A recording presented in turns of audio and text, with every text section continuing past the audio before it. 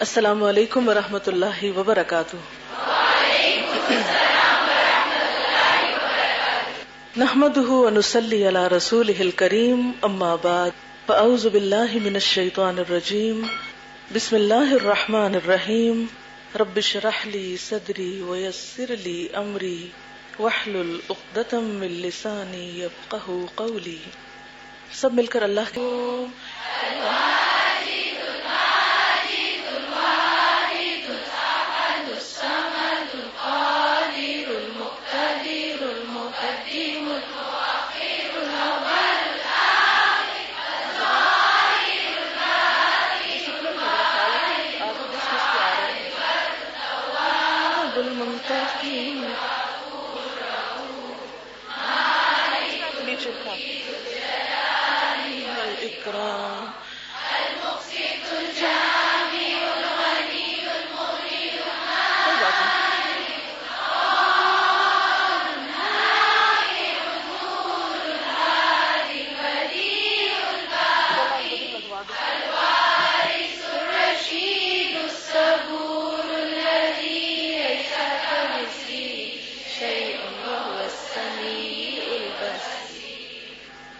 الحمد للہ حمدا کثیرا طیبا مبارکا فیہ، یا رب لک الحمد کما ینبغی لجلال وجہک وعظیم سلطانک۔ اللہ تعالیٰ کا لاکھ لاکھ شکر ہے، اسی کے لیے حمد و ثنا ہے، اسی کے لیے سب خوبی ہے، اسی کا کمال ہے، اور اسی کے لیے سب اچھے اچھے نام ہیں۔ اسی کی رحمت سے اللہ تعالیٰ نے آج ہمیں ایک بہت بڑی ذمہ داری سے عہدہ برآ ہونے کا موقع فراہم کیا۔ اس پر ہم سب اسی کے شکر گزار ہیں۔ میں اس موقع پر تمام شرکت کرنے والوں کو خوش آمدید کہتی ہوں اور اللہ تعالیٰ سے دعا گو ہوں کہ اللہ تعالیٰ ایسے مواقع سب کی زندگی میں لائے اور سب کو بہترین خوشیاں عطا فرمائے۔ اسلام میں خوشی کے موقع کے بھی آداب سکھائے گئے ہیں، اور ان آداب میں ایک ادب یہ ہے کہ انسان خوشی کے موقع پر حد سے نہ بڑھے، خوشی کے لمحات کو بھی اعتدال کے ساتھ گزارے، اور اس میں کوئی ایسی حرکت نہ کرے کہ جو خوشی دینے والے کو ناراض کرے۔ ہم سب کا اس پر ایمان ہے کہ ہمیں جو نعمت بھی نصیب ہوتی ہے وہ اللہ تعالیٰ کی رحمت اور اسی کی عنایت سے ہوتی ہے، کیونکہ اگر وہ نہ چاہے تو کوئی کام ہو نہیں سکتا، خواہ ہماری کوششیں کتنی بھی کیوں نہ ہوں۔ لیکن ایسے موقع پر اگر ایسا کام کیا جائے جس سے اس کی ناراضگی ہو تو پھر یہ خوشی کا حق ادا کرنا نہیں بلکہ ناشکرا پن ہے۔ اس لیے اس موقع پر ہماری پوری کوشش یہ ہے کہ نہ تو ہمارے فرائض میں سے کسی فرض میں کمی ہو، نہ ہی کوئی ایسی چیز ہو جس سے اللہ تعالیٰ ناراض ہو یا اس کے بندوں کو کوئی تکلیف پہنچے۔ حضرت کعب بن مالک کا بیان ہے کہ جب اللہ تعالیٰ نے میری توبہ قبول فرمائی اور مجھے خوشخبری ملی تو میں فوراً نبی صلی اللہ علیہ وسلم کی خدمت میں پہنچا۔ میں نے جا کر سلام کیا۔ اس وقت آپ صلی اللہ علیہ وسلم کا چہرہ خوشی سے جگمگا رہا تھا۔ نبی صلی اللہ علیہ وسلم کو جب کبھی خوشی حاصل ہوتی تو آپ کا چہرہ اس طرح چمکتا جیسے چاند کا ٹکڑا ہے، اور ہم آپ کے چہرے کی رونق اور چمک سے سمجھ جاتے کہ آپ اس وقت انتہائی مسرور ہیں۔ تو گویا خوشی کا اظہار سب سے پہلے چہروں سے ہونا چاہیے، کیونکہ اگر چہرے پر خوشی نہ ہو اور ایک روایتی بلا وجہ غم کے اثرات ہوں تو وہ درست نہیں، اور نہ ہی دلہن کے لیے جائز ہے کہ بے وجہ غمگین ہو اور ایک مصنوعی انداز میں سر جھکا کے بیٹھی رہے اور ایک آرٹیفیشل قسم کی حرکات کرے۔ اس کو بہت نیچرل انداز میں خوشی کے ساتھ سیلیبریٹ کرنا چاہیے، یعنی شادی کے دن کو۔ اور نبی صلی اللہ علیہ وسلم عموماً جو خوشی کے مواقع ہر سال میں اللہ تعالیٰ ہمیں دیتے ہیں، جیسے عید کے مواقع ہوتے ہیں، تو اس میں آپ نے فرمایا کہ یہ ایام کھانے پینے، باہم خوشی کا لطف اٹھانے اور اللہ کو یاد کرنے، یعنی خوشی کے موقع پر تین چیزیں۔ سب سے پہلے تو اللہ کی یاد، اس کے ساتھ کھانا پینا، اور پھر خوشی کے موقع پر خوش ہونا اور لطف اٹھانا، یعنی اس کو انجوائے کرنا۔ حضرت عائشہ رضی اللہ تعالیٰ عنہا کا بیان ہے کہ عید کا دن تھا، کچھ لونڈیاں بیٹھی وہ اشعار گا رہی تھیں جو جنگ بعث سے متعلق انصار نے کہے تھے۔ اسی دوران حضرت ابو بکر تشریف لائے، بولے نبی صلی اللہ علیہ وسلم کے گھر میں یہ گانا بجانا۔ نبی صلی اللہ علیہ وسلم نے فرمایا ابو بکر رہنے دو، ہر قوم کے لیے تہوار کا ایک دن ہے اور آج ہماری عید کا دن ہے، لیکن گانے بجانے میں بھی حد سے نہیں بڑھنا چاہیے، ایسے الفاظ نہیں ہونے چاہیے کہ جو ناپسندیدہ ہوں، جس میں کسی قسم کا فخر، غرور یا تکبر ہو، یا پھر یہ किसी किस्म के म्यूजिक इस तरह का नहीं होना चाहिए जो हद से बड़ा हुआ हो, बल्कि जिस चीज की इजाजत है वो दफ है। अल्लाह ताला का शुक्र अदा करना चाहिए, अल्लाह ताला की हम्द सना करनी चाहिए। इसलिए कुछ बच्चियां अल्हम्दुलिल्लाह पढ़ने के लिए तशरीफ लाती। So many believers all around, some travel their distance to come to this town, to see our family, our ummah is one. All praise be to Allah, spreading true Islam. Praise Allah together, say Alhamdulillah, Alhamdulillah, Alhamdulillah. Praise Allah together, say Alhamdulillah, Alhamdulillah, Alhamdulillah. In this world today there are many tragedies, with the world just asleep and the truth they ignore. People everywhere moving away from Allah, avoiding the peace, denying their Lord. So when I see my brothers and my sisters, I feel as if I have come home to where I belong. Suddenly I feel as if I'm re-energized to do what is right and forbid what is wrong. Praise Allah together, say Alhamdulillah, Alhamdulillah, Alhamdulillah. Praise Allah together, say Alhamdulillah, Alhamdulillah, Alhamdulillah. Allah has blessed us so much, it is true, to be able to meet from all around. Muslims are the places they have nothing to eat, nowhere to stay, forced underground. But when I look around, it's like a field full of flowers, like a sky filled with stars, like a beautiful day. All of us are equally, are all made from clay. Let us hearts be filled, let us all turn to pray.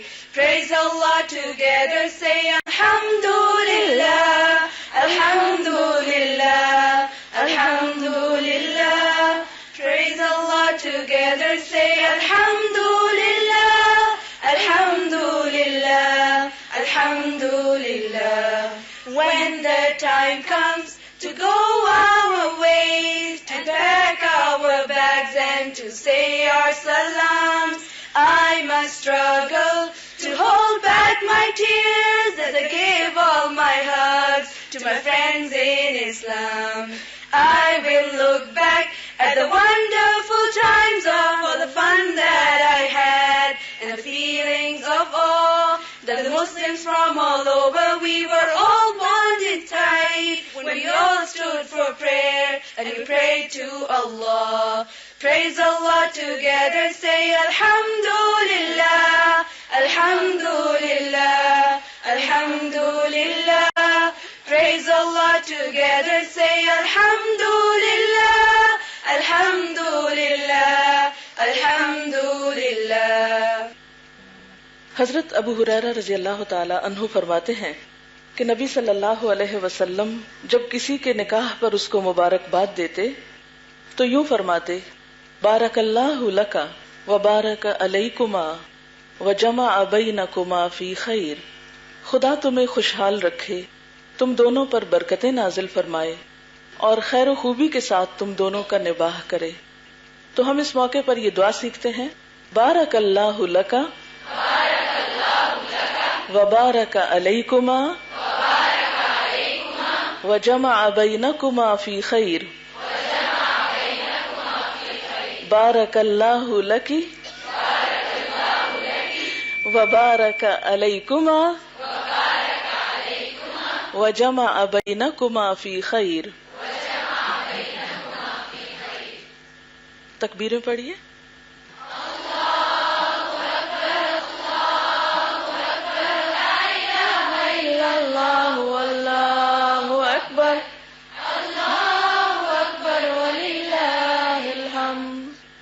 शादी के मौके पर خوشی بنانا اور کچھ گانا بجانا اور دف بجانا، اس میں ہم دیکھتے ہیں کہ جب حضرت ربیع بنت معوذ کا نکاح ہوا تو ان کے پاس چند لڑکیاں بیٹھی دف بجا رہی تھی اور اپنے ان بزرگوں کی تعریف میں کچھ اشعار گا رہی تھی جو جنگ بدر میں شہید ہوئے تھے.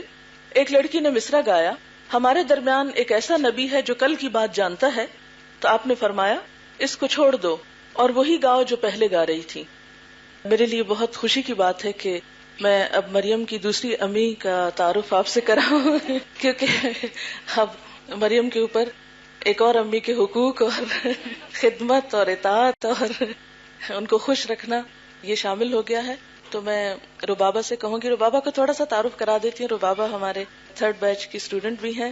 ربابہ اور عائشہ جو ان کی بیٹی ہیں، انہوں نے اکٹھے 1 سال میں کورس کیا تھا اور بہت ماشاءاللہ ہمت کی، اور اس وقت سے اور اس سے پہلے سے بلکہ دین کا کام کر رہی ہیں. مجھے یاد ہے کہ میں نیول کمپلیکس میں ایک درس میں گئی تھی تو مجھے کسی نے بتایا کہ یہاں پر ایک خاتون ہے جو کمانڈر عابد کی وائف ہیں اور وہ درس دیتی ہیں، اور تھوڑی دیر کے بعد یہ اس درس میں آئیں بھی اور پھر وہاں ان سے ملاقات ہوئی. مجھے یاد ہے انہوں نے گرے کلر کا گاؤن پہنا ہوا تھا اور سلام دعا ہوئی. میں نے ان سے حال چال پوچھا اور بہت اچھا لگا کہ الحمدللہ اور بھی بہت سارے لوگ دین کی تبلیغ کا کام کر رہے ہیں، اور الحمدللہ اسی بنیاد پر صرف اور صرف دین کی وجہ سے یہ رشتہ طے پایا. تو میں چاہوں گی کہ اپنے خیالات کا کچھ اظہار کرنا چاہے تو. السلام علیکم جی، بہت بہت شکریہ آپ سب لوگوں کے یہاں آنے کا اور ہمارے بچوں کی نکاح میں دعا میں شریک ہونے کا. یہ بات ہے جب میں 3rd بیچ میں کورس کر رہی تھی تو اس میں غالباً سیرہ کے حوالے سے کچھ ایسا ٹاپک آیا، کچھ ہم نے پچھلے صحابہ کرام کی لائف ہسٹری پڑھ رہے تھے تو اس میں کچھ ایسی بات آئی جس پہ میری پہلی دفعہ خواہش اٹھی کہ کاش میرے بیٹے کی شادی کسی دیندار گھرانے میں ہو، اور بس وہ ایک خواہش تھی جو اٹھی اور اس کے بعد اللہ تعالیٰ نے وہ آج پوری کر دی ماشاءاللہ سے، الحمدللہ. باقی اس کے بعد کیسے ہوا یہ سلسلہ، یہ غالباً فیبرری کی بات ہے. ڈاکٹر فرحت نے کراچی سے آنا تھا اور گھر میں ہماری آپس میں بات چیت ہوئی اور یہ خواہش ایک دوسرے سے ظاہر ہوئی، عائشہ میری، میرے ہسبینڈ کی، پھر ہم نے عاطف سے بات کی. اور ڈاکٹر فرحت میرا خیال اس وقت کراچی سے آئی 7 بجے تھے. میں نے ان کو فون کیا اور میں نے کہا میں آپ سے ملنے کے لیے آنا چاہتی ہوں نا. تو انہوں نے ٹائم دیا کہ اچھا ٹھیک ہے آپ 9 بجے تک آ جائیں، میری کچھ میٹنگز ہیں بچیوں کے ساتھ، اس کے بعد ہم ملیں گے. تو ہم لوگ پہنچ گئے 9 بجے اور میں آئی، تھوڑی سی 5 منٹ ہماری ایک رسمی سی گفتگو ہوئی اور اس کے بعد میں نے ان کو پرپوزل دے دیا. میں نے کہا جی جیسے آپ عائشہ کو اپنی بیٹی سمجھتی ہیں ہم مریم کو سمجھتے ہیں اور ہم ایسے ایسے چاہتے ہیں کہ عاطف کے لیے. تھوڑی دیر کے لیے تو ڈاکٹر فرحت خوب بلش ہو گئی، ایک دم لال اور پھر اس کے بعد اور شرما رہی. ابھی حالانکہ میں تھی صرف وہاں پر لیکن بہت زیادہ. اس کے بعد میرا خیال 2-3 منٹ بھی نہیں لگے اور نے کہا ہاں ٹھیک ہے، بڑے آرام سے. اچھا اس وقت بھی کوئی ایسے دل میں وہ نہیں اٹھا، ہاں ہو گئی. اور تھوڑی سی کچھ ٹرالی لائی مریم، کچھ ہم نے تھوڑا سا کچھ کھایا میٹھا میٹھا اور اس کے بعد میں بس باہر نکل کر آ گئی. اور ڈاکٹر فرحت نے کہا اچھا ٹھیک ہے ادریس صاحب سے بھی عابد صاحب بات کر لیں. میں باہر آئی تو باہر ہسبینڈ تھے تو میں نے کہنے لگے کیا ہوا اتنی جلدی آ گئی؟ میں نے کہا ہاں بس ہو گئی، ہاں ہو گئی. تو اس وقت بھی ہم دونوں کے کوئی ایکسپریشنز ایسے نہیں تھے. اس کے بعد میں نے کہا آپ ملے ادریس صاحب سے؟ کہنے لگے نہیں میں تو نہیں ملا، میں صبح دیکھ لوں گا. خیر جناب ہم گاڑی میں بیٹھے اور واپس چل پڑے اور راستے میں ہم سوچ کچھ وہ نہیں نا کہ یقین ہی نہیں آ رہا کہ اتنی جلدی یہ سب کچھ ہو بھی گیا بات. اب جب بچوں نے فون کیا راستے میں تھے ہم لوگ تو ہم نے کہا ہاں ہو گیا. بچے کہتے اچھا مٹھائی تو لیتے آئے نا راستے سے. بس الحمدللہ یعنی اتنی سی چھوٹی سی دیر میں اللہ تعالیٰ نے جوڑا جوڑ دیا نا. اور پھر اس کے بعد ہی غالباً اگلے دن ہی آپ لوگ آئے تھے، اگلے دن ہی پھر ادریس صاحب اور ڈاکٹر فرحت آئے ہمارے گھر. تو یہ آ کے عام طور پہ ہمارے بیڈ روم میں بیڈ پہ لیٹ جاتی ہوتی تھی، ظاہرہ تھکی بھی ہوتی تھی تو لیٹی ہوئی تھی. تو میں نے کہا ڈاکٹر فرحت آپ نے عاطف کو دیکھا بھی ہے؟ اور آپ نے ہاں بھی کہہ دی. تو کہنے لگی نہیں میں نے تو نہیں کبھی اس طرح غور سے دیکھا. تو میں نے کہا اچھا میں بلواتی ہوں نا آپ اسے دیکھیں. تو اس کے بعد بس میں نے عاطف کو بولا، میں نے کہا آؤ تم ذرا ملو. اب میں نے لا کے سامنے کرسی رکھی، میں نے وہاں بٹھایا اب یہ اس سے زیادہ شرما رہی اور عاطف ان سے شرما رہا. میرا خیال 5 منٹ گزر گئے, دونوں نے آپس میں کوئی بات نہیں کی نا. تو پھر میں نے ہی شروع کیا, میں نے کہا آپ اس سے کچھ بات کریں, اس سے پوچھیں یونیورسٹی کا یا کوئی. تو بس اس طرح یہ الحمدللہ یہ جوڑے ہمارے, اور کوئی اللہ کا شکر ہے کوشش یہی تھی کہ جو کچھ ہو ہم دین کے مطابق کریں. کوئی منگنی کا ایسا خاص اناؤنسمنٹ نہیں ہوئی, کوئی انگوٹھی یا کوئی اور اس طرح کا کچھ نہیں ہوا, اور بس آج یہ الحمدللہ جو سنت طریقہ ہے نکاح ہو گیا ماشاءاللہ. اب دعا ہے اللہ تعالیٰ ان لوگوں کو خوش رکھے اور بہت سا ان لوگوں سے دین کا کام لے لیں آگے. جزاکم اللہ خیر. اس موقع پر کارڈ بھی نہیں چھپوایا گیا, بلکہ کوشش یہ کی گئی کہ کارڈ چونکہ چھپتے ہیں ضائع ہو جاتے ہیں, پیسے بھی ضائع ہو جاتے ہیں ساتھ ہی, تو کوشش یہ کی گئی کہ اس موقع پر کوئی ایسی چیز تیار کی جائے, اور بلکہ یہ عابد بھائی کا یہ آئیڈیا تھا بیسیکلی کہ ایک سی ڈی تیار کی جائے جس میں نکاح سے متعلق انفارمیشن ہو, تاکہ لوگ اس پہ انویٹیشن بھی ہو ولیمے کا اور اس کے ساتھ ساتھ تعلیم بھی ہو. تو چونکہ سب لوگوں تک تو وہ سی ڈی نہیں گئی, لیکن ہم نے سوچا تھا کیوں نہ آج حدیث کی چونکہ اس وقت ہماری کلاس ہوتی ہے تو ہم چند ایک چیزیں اس سی ڈی کی آپ کو دکھا دیتے ہیں, تاکہ اسلام میں جو نکاح کا تصور ہے یا اس میں جو کچھ بھی تعلیمات ہیں ان کا کچھ مختصر سا خلاصہ ہے. اس میں ہم شروع کرتے ہیں. الفاتحة, البقرة, آل عمران, النساء, المائدة, الأنعام, الأعراف, الأنفال, التوبة, يونس, يوسف, الرعد, إبراهيم, الحجر, النحل, الإسراء, الكهف, مريم, طه, الأنبياء, الحج, المؤمنون, النور, الفرقان, الشعراء, النمل, القصص, العنكبوت, الروم, لقمان, السجدة, الأحزاب, سباء, فاطر, ياسين, الصافات, الصاد, الزمر, المؤمن, فصلت, الشورى, زخرف, الدخان, الجاثيات, الأحقاف, محمد, الفاتح, الحجرات, قاف, الذاريات, الطور, النجم والقمر, الرحمن, الواقع, الحديد, المجادلة, الحشر, الممتحنة, الصف, الجمعة, المنافقون, التغابن, الطلاق, التحريم, الملك, القلم, الحاقة, المعارج, نور, الجن, المزمل, المدثر, القيامة, الإنسان, المرسلات, النبأ, النازعات, عبس, التكوير, الانفطار, المطففين, الانشقاق, البروج, الطارق, الأعلى, الغاشية, الفجر, البلد, الشمس, الليل, الضحى, الشرح, التين, العلق, القدر, البينة, الزلزلة, العاديات, القارعة, التكاثر, العسر, الهمزة, الفيل, القريش, الماعون, الكوثر, الكافرون, النصر, المسد, الإخلاص, الفلق, والآخر, الناس, سورة القرآن.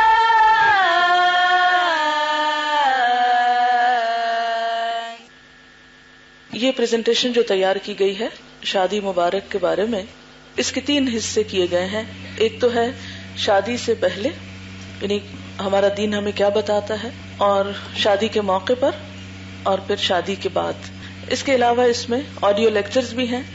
ہم ان کو تو اس وقت آپ کو نہیں سنائیں گے, جس میں خطبہ نکاح کی تفسیر ہے اور شوہر اور بیوی کے کچھ حقوق و فرائض ہیں. بنیادی طور پر اس موقع پر اس چیز کو دکھانے کا مقصد یہ ہے کہ تھوڑا سا تعلیم کا اہتمام بھی ہو جائے, کیونکہ علم کا حاصل کرنا, سیکھنا اور سکھانا جو ہے فرض ہے, اور ہم سب کو یاد دہانی کی ضرورت رہتی ہے.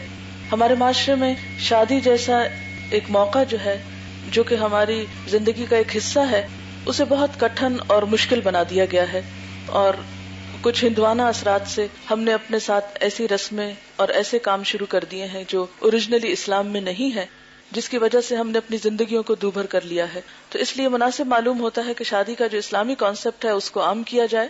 یہ CD انشاءاللہ تعالی بعد میں بھی اویلیبل ہوگی، اگر کبھی کسی اور موقع پر کوئی اور شخص اس سے فائدہ اٹھانا چاہے یا کارڈ کے طور پر اس کو استعمال کرنا چاہے اپنے نام کو پرنٹ کروا کر، تو وہ بھی انشاءاللہ الہدا سے اویلیبل ہوگی.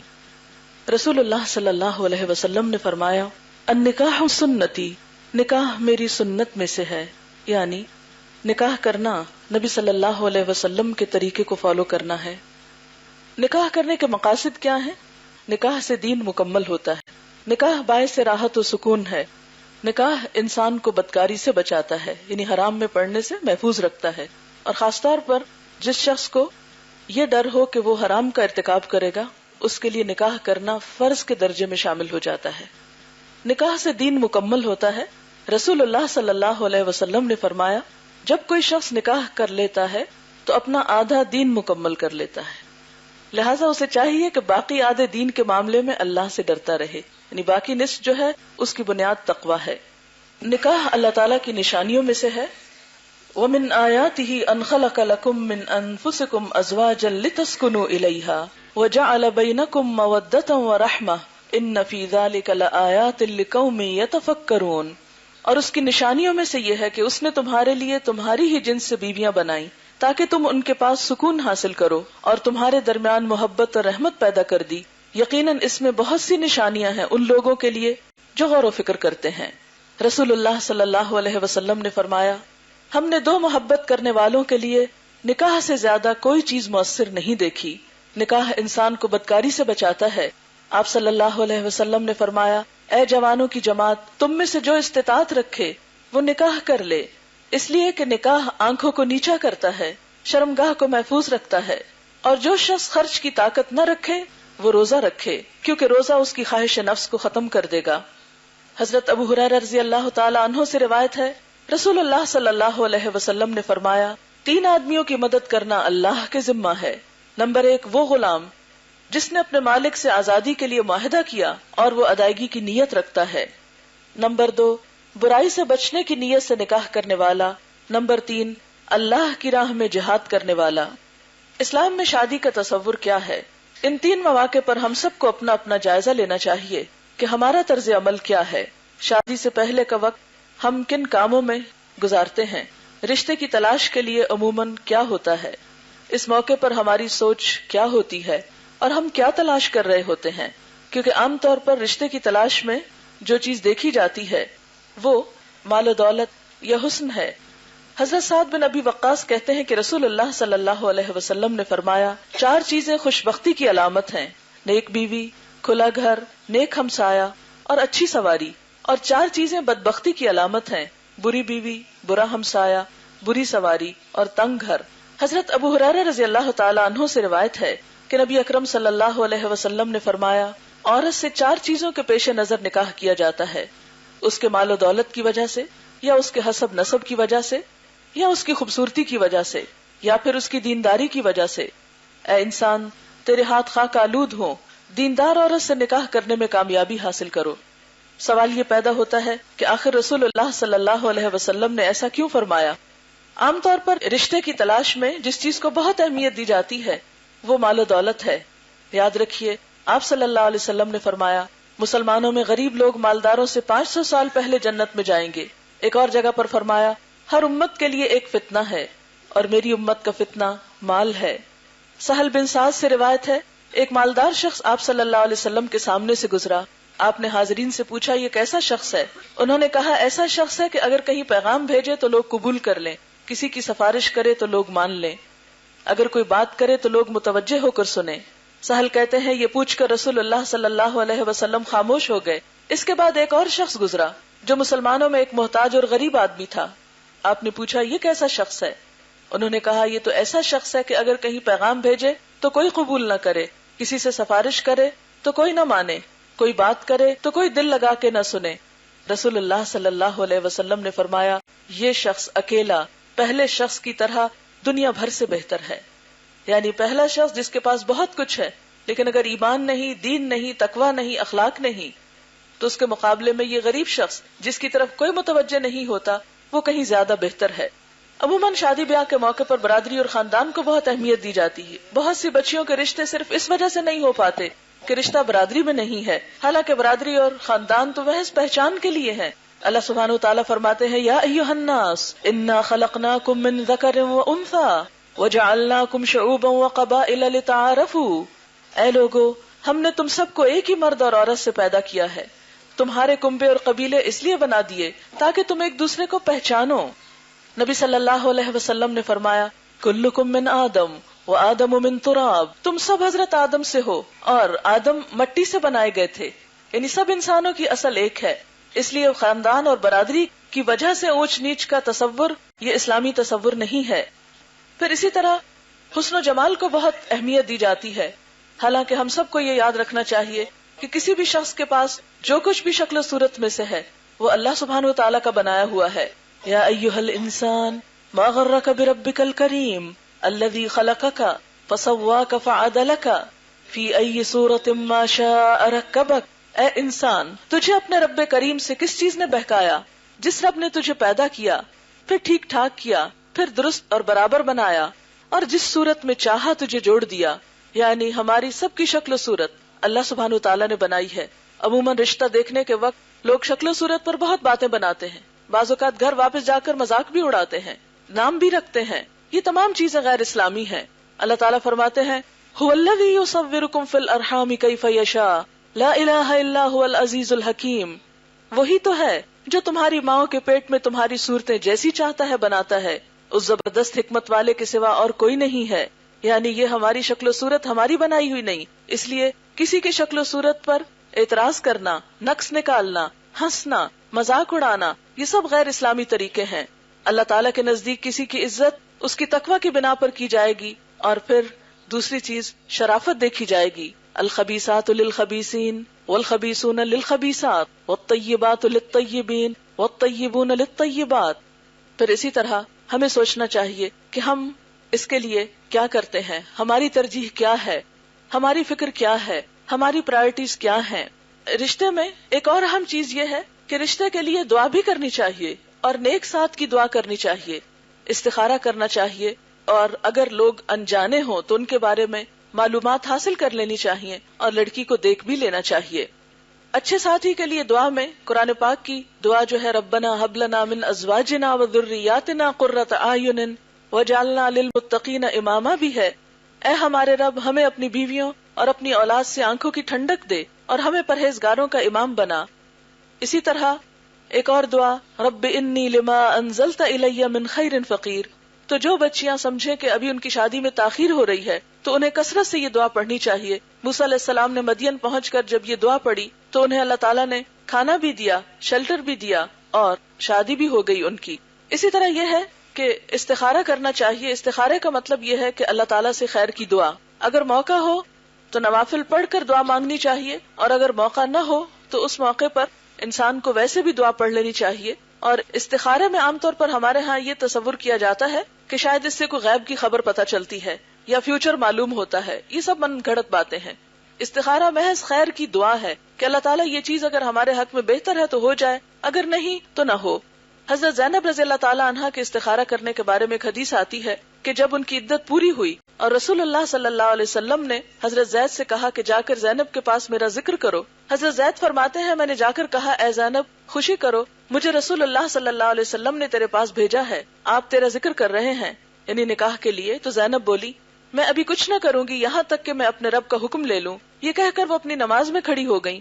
قرآن اترا، پھر رسول اللہ صلی اللہ علیہ وسلم بغیر اجازت طلب کیے چلے آئے، کیونکہ حضرت زینب کا نکاح اللہ تعالیٰ نے آسمان پر کیا تھا۔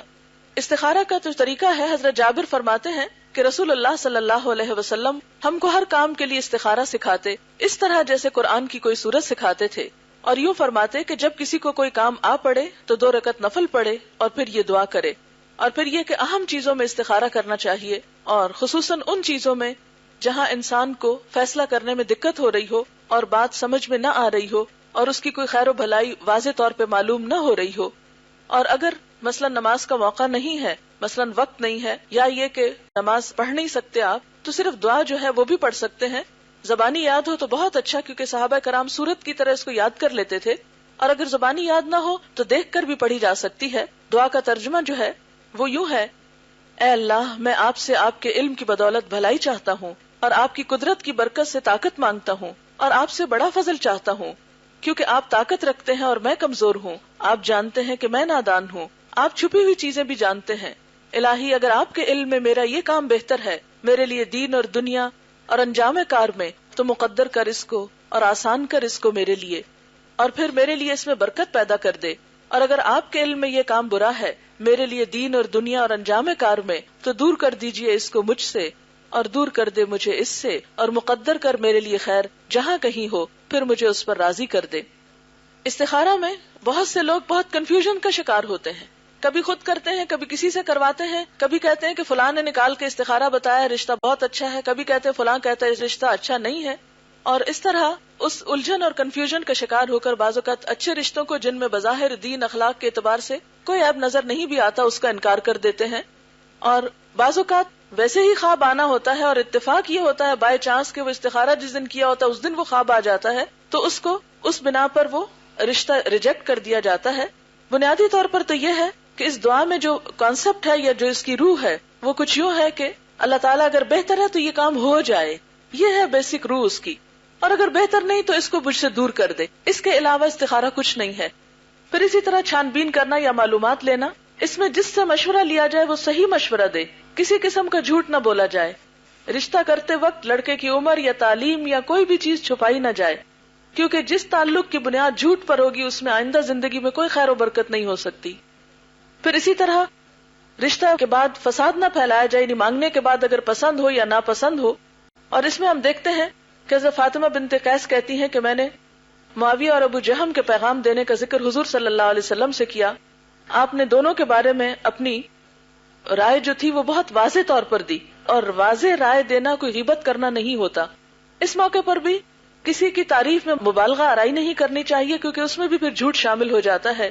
اور جھوٹ کے بارے میں نبی صلی اللہ علیہ وسلم نے فرمایا، بے شک جھوٹ بدی ہے اور بدی دوزخ یا آگ کی طرف لے جاتی ہے. پھر اسی طرح اس موقع پر یہ احتیاط بھی کرنی چاہیے کہ صرف اس شخص تک بات پہنچائی جائے جس نے آپ سے مشورہ طلب کیا ہے. ہر ایک کو شریک مشورہ نہیں کرنا چاہیے اور ہر ایک سے بات ڈسکس نہیں کرنی چاہیے، اور فساد پھیلانے سے پرہیز کرنا چاہیے، کیونکہ اللہ تعالیٰ ایسے لوگوں کو پسند نہیں کرتے. اسی طرح یہ ہے کہ کہیں کسی نے رشتے کا بتایا ہو تو لڑکی کو دیکھ لینا چاہیے. پہلے گھر والے دیکھیں، کسی تقریب میں دیکھ سکتے ہیں، کسی رشتے دار کے گھر دو فریقوں کو دیکھا جا سکتا ہے. اور ایسے موقع پر اگر لڑکی کو نہ بتایا جائے کہ اسے دیکھنے کے لیے کوئی آ رہے ہیں یا دیکھنے کے لیے سب کچھ ہو رہا ہے تو زیادہ بہتر ہے، تاکہ انکار ہونے پر لڑکی کے اندر کوئی احساس کمتری نہ ہو. پھر اسی طرح یہ ہے کہ لڑکا جو ہے جب سب باتیں طے ہو جائیں تو لڑکا لڑکی کو دیکھ بھی سکتا ہے. آپ صلی اللہ علیہ وسلم نے فرمایا، جب تم میں سے کوئی شخص عورت سے نکاح کا ارادہ کرے تو اسے چاہیے کہ اگر ممکن ہو تو عورت کو ایک نظر دیکھ لے. ایک دوسری حدیث میں آتا ہے کہ ایک شخص نے ایک عورت سے نکاح کرنا چاہا تو آپ نے فرمایا اس کو دیکھ لو، اس لیے کہ انصار کی آنکھوں میں کچھ نقص ہوتا ہے. حضرت مغیرہ بن شعبہ کہتے ہیں کہ رسول اللہ صلی اللہ علیہ وسلم کے زمانے میں نے ایک عورت کو نکاح کا پیغام بھیجا. آپ نے فرمایا تو نے دیکھ بھی لیا ہے اس کو؟ میں نے کہا کہ نہیں. آپ نے فرمایا اس کو دیکھ لو کہ اس سے تم دونوں میں الفت زیادہ ہوگی. لیکن اس کا یہ مطلب نہیں کہ لڑکا جو ہے وہ کبھی ایک لڑکی کو دیکھے، کبھی دوسرے کو دیکھے، کبھی تیسری کو دیکھے اور ایک لڑکیوں کا یعنی ایک مذاق بنا لیا جائے. اس وقت لڑکی کو دکھانا چاہیے جب باقی تمام چیزوں پر اتفاق ہو چکا ہو اور پوری طرح نیت ہو نکاح کرنے کی. کہاں تک دیکھا جا سکتا ہے؟ اگر لڑکی لڑکے کے نکاح پر پکا ارادہ ہو تو چہرے اور ہاتھوں کو دیکھا جا سکتا ہے. یعنی گھر کی روزمرہ زندگی میں جو اعضاء عام طور پر کھلے ہوتے ہیں، ایک نارمل اور نیچرل انداز، اس میں لڑکی کو دیکھا جا سکتا ہے.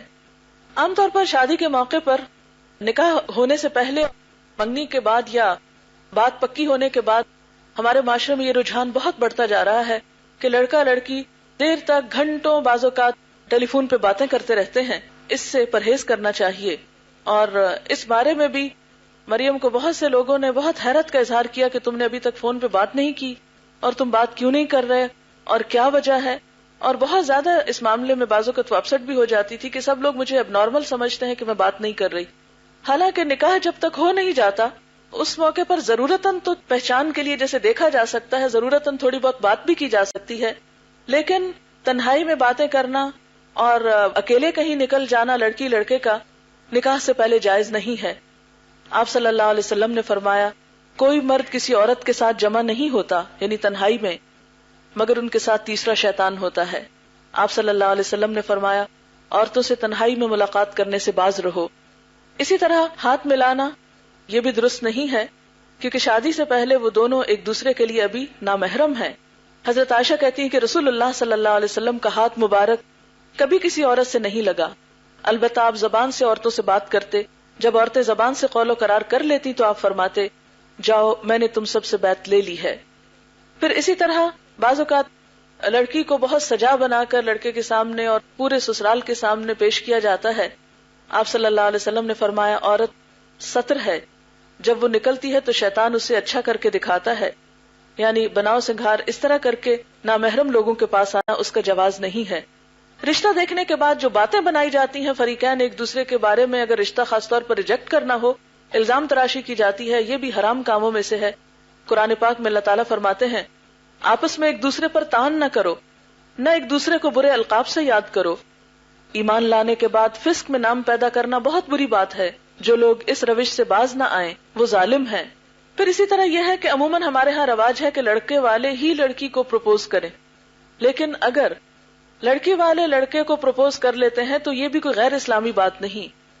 مثلاً اگر کہیں اچھا شریف لڑکا نظر آتا ہے اور لڑکی والے خود اظہار کر دیتے ہیں اپنی خواہش کا تو اس میں کوئی برائی نہیں ہے.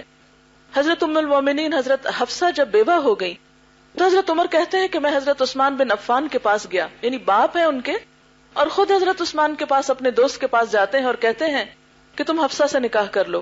انہوں نے کہا میں سوچ کر کہوں گا، یعنی سوچ کے بتاؤں گا.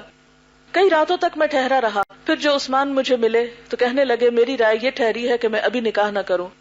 آخر میں ابو بکر کے پاس گیا، یعنی حضرت عمر کہاں گئے؟ حضرت ابو بکر کے پاس. ان سے کہا منظور کرو تو میں حفصہ سے تمہارا نکاح کر دیتا ہوں.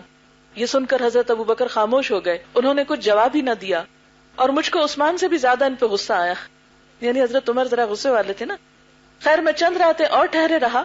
اس کے بعد رسول اللہ صلی اللہ علیہ وسلم نے حضرت حفصہ کو پیغام بھیجا، میں نے حفصہ کا نکاح آپ سے کر دیا. پھر جو ابو بکر مجھ سے ملے تو کہنے لگے میں سمجھتا ہوں جب تم نے مجھے حفصہ سے نکاح کرنے کے لیے کہا تھا تو میں نے جواب نہ دیا تھا اور تم کو ناگوار گزرا ہوگا. میں نے کہا بے شک مجھے ناگوار تو گزرا تھا. ابو بکر نے کہا دیکھو میں نے تم کو اس وجہ سے جواب نہیں دیا تھا کہ مجھ کو معلوم ہو گیا تھا کہ حضور صلی اللہ علیہ وسلم نے حضرت حفصہ کا ذکر کیا تھا، اور مجھ سے یہ بھی نہیں ہو سکتا تھا کہ میں آپ کا راز فاش کر دیتا. البتہ اگر آپ حفصہ سے نکاح کرنے کا ارادہ چھوڑ دیتے تو بے شک میں حفصہ کو اپنے نکاح میں لے آتا. یہ ہے اتنا فرینک اور اتنا ایک نارمل سا انداز جس میں یہ سب کچھ ہو رہا ہے. جب رشتہ طے ہو جاتا ہے تو عموماً منگنی کی جاتی ہے. منگنی کا مقصد کیا ہے؟ دراصل حدیث میں آتا ہے کوئی مسلمان کسی دوسرے مسلمان بھائی کے پیغام پر پیغام نہ بھیجے. بات اس لیے پکی کی جاتی ہے تاکہ دوسرے لوگوں کو پتا چل جائے کہ اب اس لڑکی کے لیے پیغام نہیں بھیجا جا سکتا. فرمایا جب تک کہ اس کا فیصلہ نہ ہو جائے کہ یا تو نکاح کر لے یا پھر پیغام توڑ دے. پھر اسی طرح آپ صلی اللہ علیہ وسلم نے یہ بھی فرمایا کوئی شخص اپنے بھائی کی فروخت شدہ چیز پر اپنی چیز نہ بیچے، اور کوئی شخص ایسی عورت کو نکاح کا پیغام نہ بھیجے جسے کسی دوسرے شخص نے نکاح کا پیغام بھیجا ہو، کیونکہ اس سے بھی زمین میں فساد ہوتا ہے. لیکن کب یہ پیغام دیا جا سکتا ہے؟ آپ صلی اللہ علیہ وسلم نے اس سے منع فرمایا کہ کوئی آدمی اپنے بھائی کے مول تول پر مول تول کرے، یعنی بھاؤ تاؤ نہیں کرے. یعنی ایک شخص کوئی چیز خرید رہا ہے تو اوپر سے آ کے کہ یہ کتنے کی میں خریدنا چاہتا ہوں اور زیادہ پیسے دے کے خریدنا چاہے، یا اپنے مسلمان بھائی کے پیغام پر پیغام بھیجے. البتہ اگر وہ اس پیغام کو چھوڑ دے یا دوسرے پیغام دینے والے کو اجازت دے تو پھر جائز ہے. اس سے پتہ چلتا ہے کہ ہمارا دین ہم سب کے احساسات اور جذبات کا کس قدر خیال رکھتا ہے. رسول اللہ صلی اللہ علیہ وسلم کی بیٹی کی منگنی کیسے ہوئی تھی؟ حضرت فاطمہ کی منگنی. اور اس موقع پر ہم سب کو بھی سوچنا چاہیے کہ ہم منگنیوں پر کیا کچھ کرتے ہیں. حضرت علی رضی اللہ تعالی عنہ نے حضرت فاطمہ کے لیے شادی کا پیغام بھجوایا، آپ نے اسے قبول فرما لیا. یہی منگنی تھی آپ کی. That's it. کیونکہ زبان کی بات سب سے پکی بات ہے، عہد سے پھرنا منافق کی علامت ہوتی ہے. لیکن اس موقع پر کسی خاص قسم کے چیز کا پہنانا جو ہے وہ کوئی سنت سے ثابت نہیں. ہاں اگر کوئی شخص اس موقع پہ تھوڑا بہت تحفے کا تبادلہ کر لیتا ہے ایک خوشی کے موقع کی مناسبت سے یا محبت بڑھانے کے لیے تو اس میں حرج نہیں، لیکن تحفہ ایسا نہیں ہونا چاہیے جو دونوں پر بوجھ ہو جائے یا یہ کہ اس میں اسراف ہو. لیکن ایک چیز یاد رکھی جائے کہ مردوں کے لیے سونا پہننا حرام ہے. ہمارے معاشرے میں بعض اوقات لڑکی کو جب انگوٹھی پہنائی جاتی ہے تو جواباً پھر لڑکے کو پہنائی جاتی ہے، جو کہ جائز نہیں. آپ صلی اللہ علیہ وسلم نے ایک مرد کے ہاتھ میں سونے کی انگوٹھی دیکھی.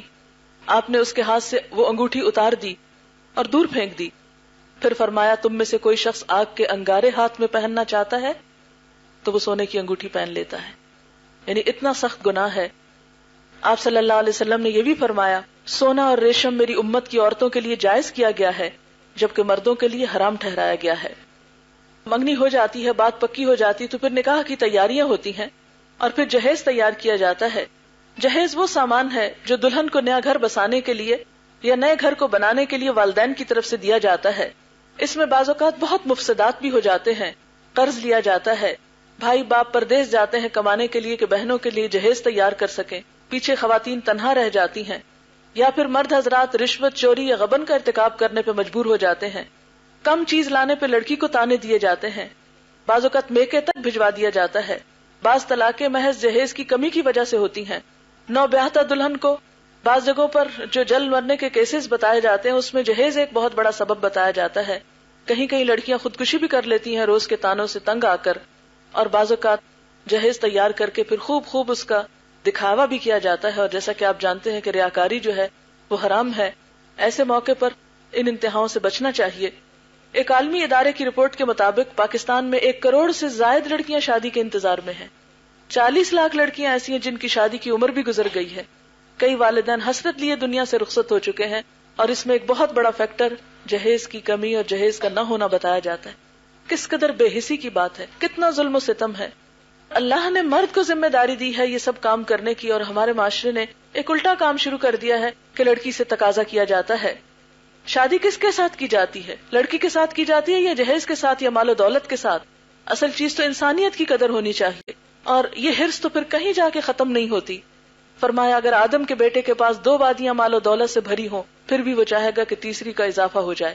آدمی کا پیٹ تو قبر کی مٹی ہی بھرے گی، لیکن جو توبہ کر لے اللہ اس کی توبہ قبول کر لے گا. یعنی مال و دولت کی لالچ اور حرص اپنے اندر سے نکال دے. حضرت فاطمہ کا جہیز کیا تھا؟ حضرت علی رضی اللہ تعالیٰ عنہ کہتے ہیں کہ رسول اللہ صلی اللہ علیہ وسلم نے حضرت فاطمہ کو جہیز میں ایک چادر، ایک مشکیزہ، چمڑے کا تکیہ دیا جس میں اذخر کی گھاس بھری ہوئی تھی. حضرت اسماء بنت امیس کہتی ہیں کہ فاطمہ جب رخصت کر کے حضرت علی کے ہاں بھیجی گئیں تو ہم نے ان کے گھر میں اس کے سوا کچھ نہ پایا کہ وہاں ریت بچھی ہوئی تھی، ایک تکیہ تھا جو کھجور کی چھال سے بھرا ہوا تھا، ایک گھڑا اور ایک پانی کا پیالہ تھا. یہ کوئی ہماری طرح کا مروجہ جہیز نہ تھا، انتہائی معمولی قسم کا چند ضروری سامان تھا. لیکن یہ یاد رکھیے کہ آپ صلی اللہ علیہ وسلم نے یہ چیزیں بھی اس لیے بھجوائی تھی کہ حضرت علی آپ کی کفالت میں تھے، ان کی ذمہ داری بھی ایک طرح سے آپ پر تھی. لیکن جہیز کی جو مخصوص صورتحال ہے یہ سنت سے ثابت نہیں ہے. گھر کی ضروریات کا انتظام جو ہے وہ لڑکی کے والدین کے نہیں، لڑکے کی ذمہ داری ہے بنیادی طور پر، کیونکہ اللہ تعالیٰ نے لڑکے کو قوام بنایا ہے. الرجال قوامون علی النساء بما فضل اللہ بعضهم علی بعض وبما انفقوا من اموالهم. مرد عورتوں پر قوام ہیں اس بنا پر کہ اللہ نے ان میں سے ایک کو دوسرے پر فضیلت دی ہے، اور اس بنا پر کہ مرد اپنے مال خرچ کرتے ہیں. اور رسول اللہ صلی اللہ علیہ وسلم نے بیوی کے حقوق میں یہ بات بھی واضح طور پر متعین فرما کر کہی کہ بیوی کتنی بھی مالدار ہو لیکن نان و نفقہ جو ہے وہ مرد کی ذمہ داری ہے. اسی لیے پہلے دن سے مرد سے مہر دلوایا جاتا ہے. اس سے پتہ چلتا ہے کہ شادی کے بعد لڑکی پہ خرچ کرنا بنیادی طور پر مرد کی ذمہ داری ہے. پھر یہ رسم کہاں سے آئی ہے؟ یہ رسم ان قوموں سے آئی ہے جن میں عورتوں کو وراثت میں حصہ دینے کا کوئی تصور نہیں پایا جاتا. پھر آپ دیکھیے کہ اس کا یہ مطلب نہیں ہے کہ شادی کے موقع پر لڑکی کے والدین کے لیے حرام ہے کہ کوئی چیز اپنی بیٹی کو دیں. ایک نیا گھر جب شروع ہوتا ہے تو ایسے موقع پر اگر دونوں خاندان مل کر ایک نئے گھرانے کو آباد کرنے کے لیے کچھ چیزوں کا اہتمام کر دیتے ہیں جس میں نہ دکھاوا ہو، نہ احسان جتانا ہو، نہ ریاکاری ہو، اور نہ ہی کسی قسم کا کوئی اس میں کسی پر بوجھ ہو دونوں فریقوں میں سے، نہ ہی کوئی مطالبہ ہو اس موقع پر، تو اس میں اگر والدین اپنی خوشی سے کچھ چیزیں اپنی بیٹی کی سہولت کے لیے دینا چاہتے ہیں تو اس میں بھی ممانعت نہیں ہے. یعنی جیسے ہم دیکھتے ہیں کہ حضرت فاطمہ رضی اللہ تعالیٰ عنہ کو چند چیزیں آپ صلی اللہ علیہ وسلم نے دی، لیکن باقی ازواج مطہرات کے بارے میں نہیں ملتا ہمیں کہ کوئی جہیز تھا ان کا. تو یہ ڈیپینڈ کرتا ہے کہ اگر والدین کچھ دینا چاہتے ہو تو اس کو ایسے سختی سے آرٹیفیشل طریقے سے روکا بھی نہیں جائے گا، اور اگر دینا نہ چاہتے ہو یا دے نہ سکتے ہو تو مجبور بھی نہیں کیا جائے گا. لیکن ہمارے معاشرے میں سوال کیا جاتا ہے بعض اوقات مختلف چیزوں کا، تو سوال کرنا جو ہے یہ منع ہے. آپ کو معلوم ہے کہ سوال کرنا جو ہے وہ نہ صرف یہ کہ عام طور پر، بلکہ اس موقع پر تو اور بھی برا ہے. یعنی آپ دیکھیں کہ ایک بھیک مانگی جاتی ہے، جیسے کوئی ایک فقیر بھیک مانگتا ہے، اور اس موقع پر جو لڑکی والوں سے جہیز کا مطالبہ کیا جاتا ہے وہ بڑے مہذب انداز میں ایک طرح سے بھیک مانگی جاتی ہے، جو کہ درست نہیں ہے، اور ہمیں اس رسم کو ختم کرنے کی کوشش کرنی چاہیے. پھر اسی طرح ڈیٹ فکس کرنے کو بھی ایک خاص قسم کا اوکیزن بنا لیا گیا ہے. ساری برادری اکٹھی ہوتی ہے اور پھر مل کر بہت سا وقت بھی اس میں لگتا ہے اور بہت سے اخراجات بھی اس میں آتے ہیں، کھانے پکائے جاتے ہیں، اور پھر ایک خاص طور پہ خوشی کا موقع بنا لیا جاتا ہے کہ آج ڈیٹ فکس ہو رہی ہے. اور پھر کچھ ہفتے پہلے یا کچھ عرصہ پہلے اس چیز کو بھی ایک رسم بنا دیا گیا ہے. اس رسم کو بھی توڑنے کی ضرورت ہے. ڈیٹ فکس کرنا جو ہے وہ محض اس لیے ہے تاکہ ایک کام ایک مقررہ وقت پر کیا جا سکے، اس سے زیادہ اس کی اہمیت نہیں ہے، اور نہ ہی اس موقع پر کوئی رسم کرنا درست ہے. کیا ہم سب کو احساس ہے کہ شادی کی ان رسومات میں پڑھ کر ہم مجرمانہ حد تک وقت ضائع کرتے ہیں، پیسوں کا غلط استعمال کرتے ہیں، عبادات میں بھی کوتاہی ہوتی ہے. کیونکہ جب ایسے بہت سے کاموں کے لیے بازاروں کے مثلاً چکر لگتے ہیں یا فنکشنز کا اہتمام کیا جاتا ہے، نمازوں میں تاخیر ہو جاتی ہے، ایک دوسرے کی بعض اوقات غیبت ہوتی ہے، مذاق اڑایا جاتا ہے، اور بعض اوقات ناراضگیاں اور گلے شکوے دل میں لے کر لوگ اٹھتے ہیں کہ ان چیزوں کو اوائڈ کرنے کے لیے بہتر ہے کہ ان رسموں کو کٹ ڈاؤن کیا جائے. پھر اسی طرح مہندی کے موقع پر یلو لباس پہننا یہ بھی ایک مشرکانہ رسم ہے اور یہ غیروں کی نقالی ہے. اس چیز کو بھی ہمیں کٹ ڈاؤن کرنا چاہیے، اور خصوصی طور پر ہمیں خاص طور پر قرآن پڑھی ہوئی لڑکیوں سے میں یہ گزارش کروں گی کہ اس دن اہتمام کے ساتھ یلو ڈریس کو اوائڈ کریں تاکہ یہ رسم ٹوٹ جائے. اور آپ کو معلوم ہے کہ ایک ایک رسم توڑنا جو ہے اور سنتوں کو زندہ کرنا جو ہے وہ اجر و ثواب کا باعث ہے. یہ ہندوانہ رسم ہے کہ وہ ایک طرح سے افسردگی کا اظہار کرتے ہیں، ہر چیز یلو، پھول بھی یلو، کپڑے اور پورے گھر کی ہر ڈیکوریشن یلو. ہم ذہنی غلام ہو چکے ہیں. ان چیزوں سے بچنے کی کوشش کریں. اس کا یہ مطلب نہیں کہ مہندی نہ لگائیں، مہندی لگانا تو سنت سے بھی ثابت ہے. ایک عورت کا آپ نے ہاتھ دیکھا تھا تو آپ نے پوچھا تھا کہ کیا یہ عورت کا ہاتھ ہے یا مرد کا، کیونکہ اس پر کوئی مہندی کا نشان نہیں تھا. مہندی لگانا اور چیز ہے، لیکن مہندی کی خاص رسمیں کرنا اور بنانا جو ہے اور اس میں اسراف اور دکھاوا اور بڑی بڑی دعوتیں کرنا جو ہے وہ غیر ضروری ہے. پھر اسی طرح خصوصی طور پر اس وقت ناچ گانا کرنا، لڑکوں اور لڑکیوں کا اکٹھا ہو کر ڈانس کرنا، یہ سب اللہ کی نافرمانی کے کام ہیں. جب اللہ خوشی دے تو اس موقع پر حرام کام کر کے اللہ کو ناراض نہیں کرنا چاہیے. یہ چند ایک تصویریں تھیں جن پہ کراس لگایا گیا کہ جو کچھ ہمارے معاشرے میں ہوتا ہے اس کا تھوڑا سا ایک جھلک تھی. اس میں ہم نے یہ بھی کوشش کی تھی کہ ہندوؤں کی شادی اور مسلمانوں کی شادی کی دو تصویریں آمنے سامنے ہوں. یہ ہندوؤں کی رسم ہے جس پہ کراس لگا ہوا ہے اور بائیں طرف مسلمان ہیں. دونوں تصویروں میں اصل میں کمپیریزن ہے. کیا ہمارے عملی رویے کچھ بتاتے ہیں کہ ان میں سے مسلمان کون ہیں؟ کیا پہچان کر سکتے ہیں؟ پھر ہم مسلمان کس چیز کے ہیں؟ محض زبانی مسلمان ہیں؟ اگر عملی زندگی میں ہمیں یہ سب کچھ کرنا ہے، آخر ہم کس کی تقلید کر رہے ہیں اور کس کی سنت کو فالو کر رہے ہیں؟ پھر اسی طرح جہیز کی خاص نمائش کی جاتی ہے. اس موقع پر نمائش کرنا جو ہے وہ بھی ناپسندیدہ ہے، اور اس میں خصوصی طور پر پھر اس کا اظہار کیا جاتا ہے، لکھ کر چیزیں لی دی جاتی ہیں. پھر اسی طرح شادی کے موقع پر خصوصاً گھنگرو باندھ کر ڈانس کرنا جو ہے یہ بھی حرام کاموں میں سے ہے. بخاری کی حدیث ہے، جس گھر میں گھنگرو اور گھنٹے ہوں اس میں رحمت کے فرشتے داخل نہیں ہوتے، نہ ہی فرشتے ان لوگوں کے ساتھ رہتے ہیں جو گھنٹے استعمال کرتے ہیں. اب آپ خود سوچیں، جب رحمت کے فرشتوں کو ہی ہم نے گھروں سے رخصت کر دیا تو پھر رحمتیں کہاں سے آئیں گی؟ ہم سب کو اس بات کا شکوہ ہے کہ رحمت نہیں رہی، برکت نہیں رہی گھروں میں، لیکن سبب نہیں جانتے کہ کیا ہوا. قرآن پاک میں اللہ تعالیٰ فرماتے ہیں وَلَا تُلْقُوا بِأَيْدِيكُمْ إِلَى التَّهْلُكَةِ، اپنے ہاتھوں سے اپنے آپ کو ہلاکت میں مت ڈالو، یعنی خود کو ہلاکت میں مت ڈالو. آپ صلی اللہ علیہ وسلم نے فرمایا اس امت کے لوگوں پر زمین میں دھنسانے، شکلیں مسخ ہونے اور آسمان سے پتھروں کی بارش برسنے کا عذاب آئے گا. مسلمانوں میں کسی آدمی نے عرض کیا یا رسول اللہ صلی اللہ علیہ وسلم یہ کب ہوگا؟ آپ نے فرمایا جب گانے بجانے والی عورتیں ظاہر ہوں گی، آلات موسیقی عام استعمال ہوں گے اور شرابیں پی جائیں گی. ہماری شادیوں میں اب یہی کچھ تو نظر آتا ہے. ہمیں خدا کا خوف کرنا چاہیے اور اللہ کی پناہ طلب کرنی چاہیے ان تمام شرور سے.